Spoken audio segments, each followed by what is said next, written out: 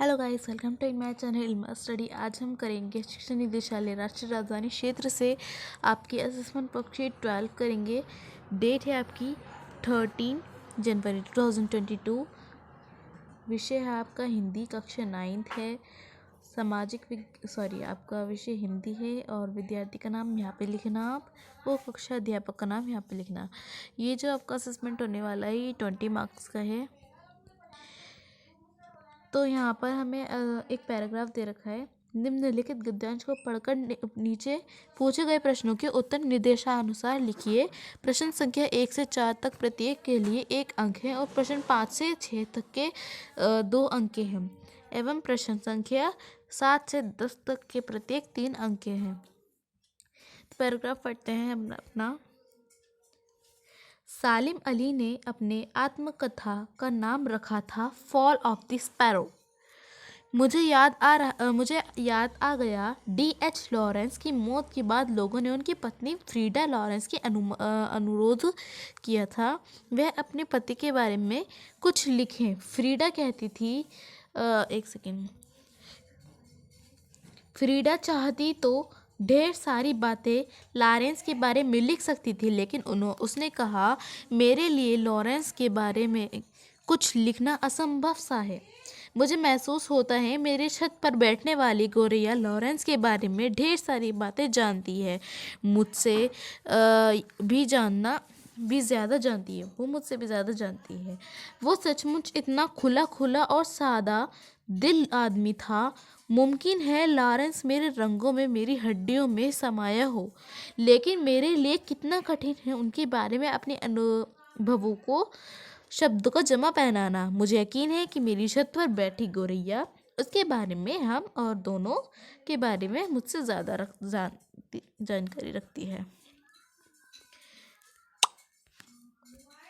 Okay, उसके आगे है आपका जटिल प्राणियों के लिए सालिम अली हमेशा एक पहेली बने रहेंगे। बचपन के दिनों में उनके एयरगन से घायल होकर गिरने वाली नोले कंठ की एक गोरैया सारी जिंदगी उन्हें खोज के एक नए नए रास्तों की तरफ ले जाती रही। जिंदगी की ऊंचाइयों में उनका विश्वास एक क्षण के लिए डिगा नहीं।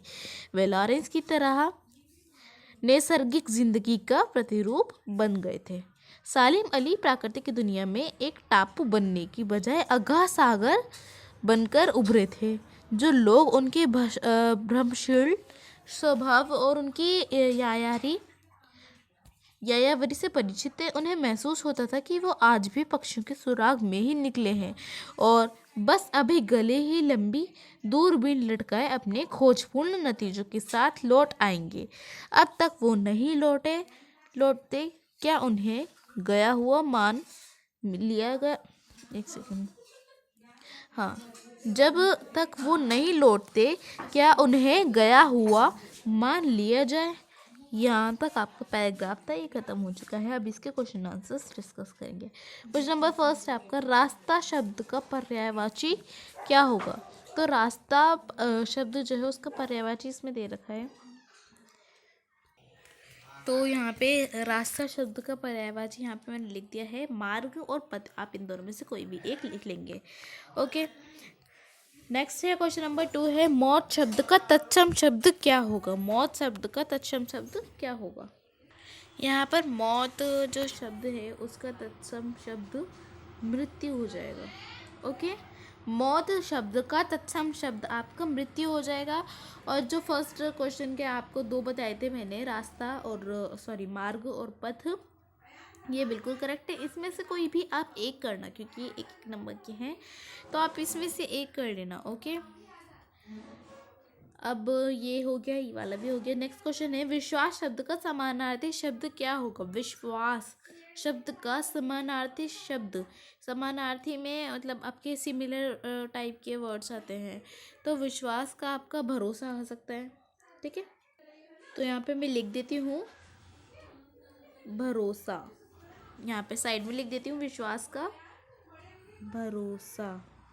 ठीक है, नेक्स्ट क्वेश्चन नंबर 4 है ज़्यादा शब्द का विलोम शब्द। ज़्यादा शब्द जो है वो तो बहुत ही ईजी है। ज़्यादा का आपका हो जाएगा आंसर कम। कम ज़्यादा हो जाता है ना, विलोम शब्द पूछा है। अब है भ्रमणशील शब्द में मूल और प्रत्यय क्या क्या होंगे। तो भ्रमणशील में भ्रमण जो है वो आपका मूल शब्द हो जाएगा, शील जो है वो आपका प्रत्यय हो जाएगा।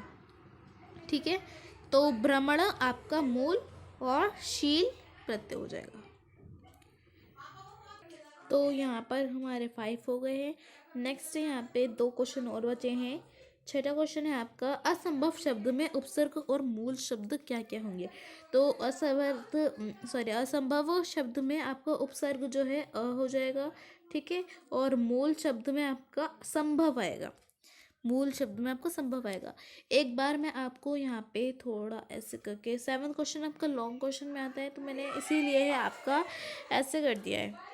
तो देखिए यहाँ पर मैं एक बार साइड में लिख देती हूँ इन सब के आंसर्स, ताकि आपको बार बार देखने में प्रॉब्लम ना हो। मैंने एरो डाल के यहाँ पे आपके आंसर लिख दूँगी सारे।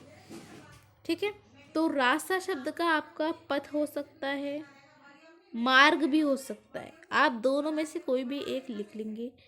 ठीक है, आप दोनों भी लिख सकते हो। मौत शब्द का तत्सम शब्द क्या होगा। मौत शब्द का तत्सम होगा मृत्यु। संस्कृत में शब्द है ये मृत्यु का। विश्वास शब्द का समानार्थी शब्द आपसे पूछा गया था, तो विश्वास शब्द का समानार्थी होगा भरोसा, या फिर यकीन भी लिख सकते हैं आप इसमें। तो मैं दोनों लिख देती हूँ, भरोसा और यकीन। ठीक है, जिसे हम इंग्लिश में कहते हैं ट्रस्ट करना। ज़्यादा शब्द का विलोम शब्द हो जाएगा आपका कम।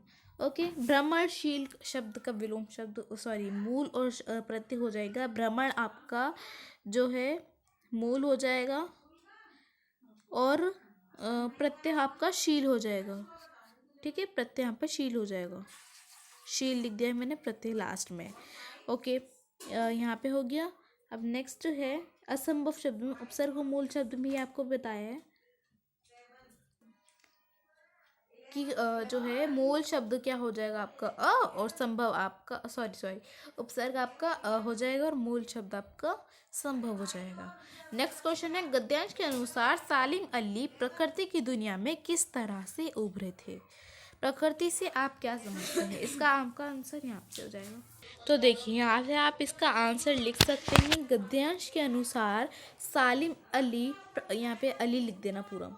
सालिम अली प्रकृति की दुनिया में एक टापू बनने की वजह अतः सागर बनकर उभरे थे। प्रकृति व्यापकतम अर्थ में प्राकृतिक भौतिक या पदार्थिक जगत या ब्रह्मांड।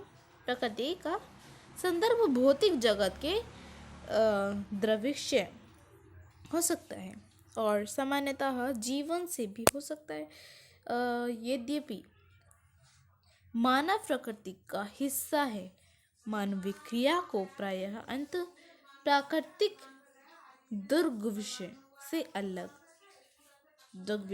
अलग श्रेणी के रूप में समझा जाता है। तो आपका आंसर हो गया है। आप इसका आंसर इसमें से भी लिख सकते हैं अगर आपको कुछ समझ ना आया हो कि सालिम अली प्रकृति की दुनिया में एक टापू बनने की बजाय अर्थात सागर बनकर उभरे थे। जो लोग उनके ब्रह्मशील स्वभाव और उनकी यारी से परिचित थे, उन्हें महसूस था कि वो आज भी पक्षियों के सुराग में ही निकले थे और बस अभी गल के लंबे दूरबीन लटाए अपने खोजपूर्ण नतीजे के साथ लौट आए। ठीक है, तो यहाँ तक आपका इसका आंसर हो जाएगा। नेक्स्ट क्वेश्चन देखते हैं इसका। यहाँ पे इसका नेक्स्ट क्वेश्चन हो जाएगा गद्यांश के अनुसार सालिम अली ने अपनी आत्मकथा का क्या नाम रखा था। आत्मकथा से आप क्या समझते हैं, इसका आंसर देखिए।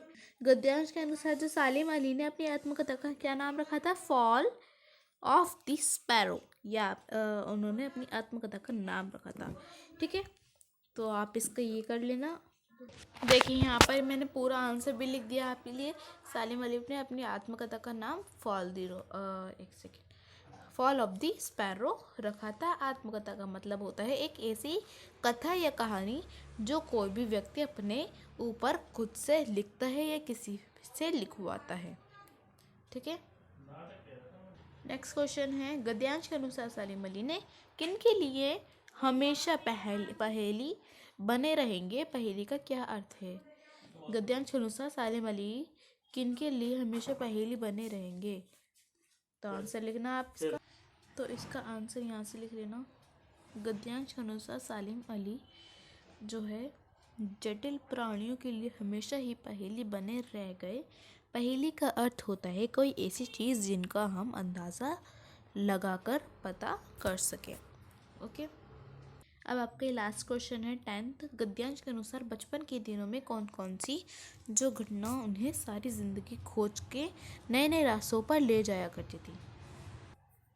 देखिए यहाँ पे एक है, यहाँ बचपन के दिनों में उनकी एयरगन से घायल होकर गिरने वाली नीलेकंठ की एक गौरैया सारी ज़िंदगी उन्हें खोज के नए नए रास्तों की तरफ ले जाती थी। ज़िंदगी की ऊंचाइयों में उनकी विश्वास के क्षण के डिगा नहीं, वे लॉरेंस की एक नैतिक ज़िंदगी का प्रतिरूप बन गई। इसका आंसर आप इस तरह से भी लिख सकते हैं। देखिए यहाँ से लेके यहाँ तक आप लिख देंगे इसका आंसर 10th का। तो आज की जो आपकी वर्कशीट है वो कंप्लीट होती है। आई होप आपको अच्छे से समझ आ गई होगी। और वीडियो अच्छी लगी तो लाइक करिएगा, दोस्तों के साथ शेयर करिए, और आप मेरे चैनल पर न्यू हो तो सब्सक्राइब भी ज़रूर कर दीजिएगा। Thank you for watching video. Next class में मिलते हैं।